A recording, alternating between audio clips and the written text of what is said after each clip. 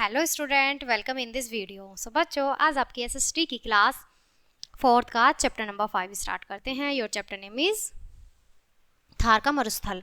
सो बच्चों, आज हम थार का मरुस्थल पढ़ेंगे अपनी एसएसटी क्लास का। ओके, सो बच्चों स्टार्ट करते हैं चैप्टर को। ये एक चित्र दिया गया है, आपको दिखाया गया है, ठीक है। मरुस्थल भूमि का वह भाग है जहां जल और वनस्पति का अभाव है। भारत के राजस्थान राज्य के पश्चिमी की ओर विशाल मरुस्थलीय भाग है। यह मरुस्थलीय अरावली की पहाड़ियों के पश्चिम में, हरियाणा के दक्षिण में और गुजरात के उत्तर में स्थित है। यह मरुस्थलीय 500 किलोमीटर लंबा और 100 से 300 किलोमीटर चौड़ा है। इसे थार का मरुस्थल कहते हैं। अब बात करते हैं बच्चों धरातल की, ठीक है। धरातल के बारे में पढ़ते हैं, ठीक है। भारत का मरुस्थल पथरीला और रेतीला भी है। अनेक स्थानों पर चट्टानें और छोटी छोटी पहाड़ियां दिखाई पड़ती हैं। रेत के बड़े बड़े ढेर मिलते हैं जिन्हें रेत के डिब्बे कहते हैं।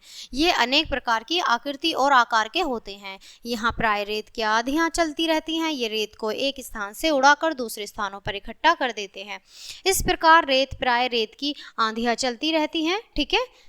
और इसी प्रकार रेत के डिब्बे अपना स्थान बदलते रहते हैं। इन आंधियों में लोग प्राय रेत के डिब्बों में दब जाते हैं, ठीक है। रेत के डिब्बों में इतनी ऊंचा रेत उड़ता है कि बच्चों दब भी जाते हैं लोग, है ना। अब बात करते हैं जलवायु की, ठीक है। इस क्षेत्र की जलवायु विषम है। धूप से रेत बहुत जल्दी गर्म हो जाता है। रात को यह बहुत जल्दी ठंडा होता है। यह ग्रीष्म ऋतु में झिलसाने वाली धूप तथा तेज गर्मी पड़ती है। दिन में बाहर निकलना मुश्किल हो जाता है, किंतु रातें सुहावनी और ठंडी होती हैं। दिन में इस क्षेत्र में धूल भरी आंधियां चलती हैं, जैसे कि बच्चों इस चित्र में दिया गया है, धूल भरी आंधियां चल रही हैं, ठीक है। सर्दी की ऋतु में दिन गर्म होते हैं किंतु रात को कड़ाके की ठंड पड़ती है। वर्षा बहुत कम होती है, कभी कभी तो वर्षा तक यहाँ वर्षा नहीं होती है। राजस्थान में वर्षा कम होने के 2 कारण हैं बच्चों। अब राजस्थान में जो वर्षा होती है कम होती है, वहाँ पर क्या कारण है, आइए इसे पढ़ते हैं, ठीक है। वर्षा विहीनी पवनें जो बंगाल की खाड़ी से चलती हैं सबसे पहले भारत के उत्तरी पूर्वी राज्यों में भारी वर्षा करती हैं, और जैसे जैसे उत्तरी मैदान में पवनें पश्चिम की ओर बढ़ती जाती हैं वर्षा की मात्रा कम होती जाती है। राजस्थान तक पहुंचते पहुंचते इन पवनों द्वारा बहुत कम वर्षा हो पाती है। अरावली की पहाड़ियां भी वर्षा विहीनी पवनों को नहीं रोक पाती।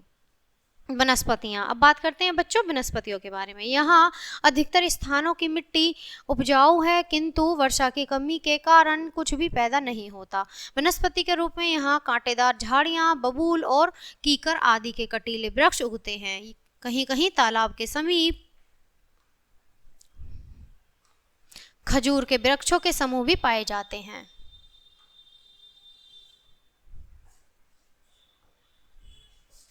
खजूर के वृक्षों के समूह भी पाए जाते हैं। यहाँ ज्वार, बाजरा व मोटे अनाज की खेती की जाती है।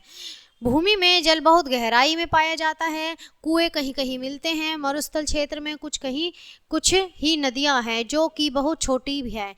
वे भी प्राय सूखी रहती हैं। कभी कभी वर्षा हो जाती है तो वे भर जाती हैं। यहाँ की एकमात्र नदी लूनी है, वह भी कभी कभी पूरी तरह से सूख जाती है। यहाँ सांभर झील नामक एक खारे पानी की झील है जहाँ कहीं थोड़ा बहुत जल का स्रोत है। वहाँ लोग घर बनाकर रहते हैं और खेती करने लगते हैं। ऐसे स्थानों को मरुद्यान कहते हैं, ठीक है।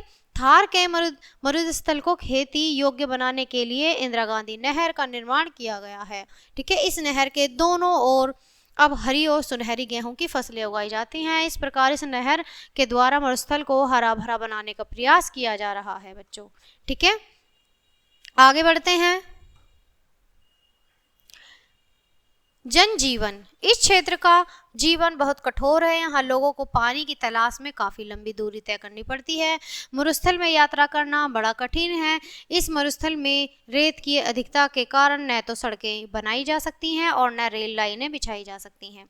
इस मरुस्थलीय प्रदेश के केवल कुछ ही नगरों तक पहुंचा जा सकता है। यह नगर अलावर, बीकानेर, जोधपुर आदि ऊंट यहाँ यातायात का मुख्य साधन है। यह रेत पर आसानी से चल सकता है और कई दिनों तक पानी के बिना रह सकता है। ऊंट रेतीली आंधियों के समय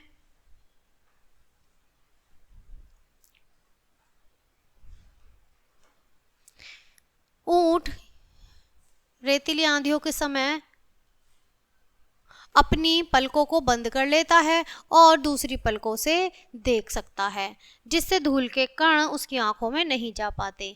ऊंट कटीली झाड़ियों के पत्ते खाकर जीवित रह सकता है, इसलिए ऊंट को रेगिस्तान का जहाज भी कहते हैं। लोग प्राय ऊंटों को अपने साथ लेकर लंबी कतार बनाए हुए यात्रा करते हैं। ऐसी यात्री दल को कारवां अथवा काफिला कहते हैं। यहाँ के लोग हस्तशिल्प में निपुण हैं। इस क्षेत्र में खाड़िया, संगमरमर और मुल्तानी मिट्टी की चट्टानें भी हैं। ठीक है, मुल्तानी मिट्टी जो होती है बच्चों वहीं से आते हैं। देखो ये चट्टानें दिखाई गई हैं। ठीक है, इस क्षेत्र में सीमेंट, सूती वस्त्र तथा रासायनिक खाद के कारखाने विकसित हो रहे हैं।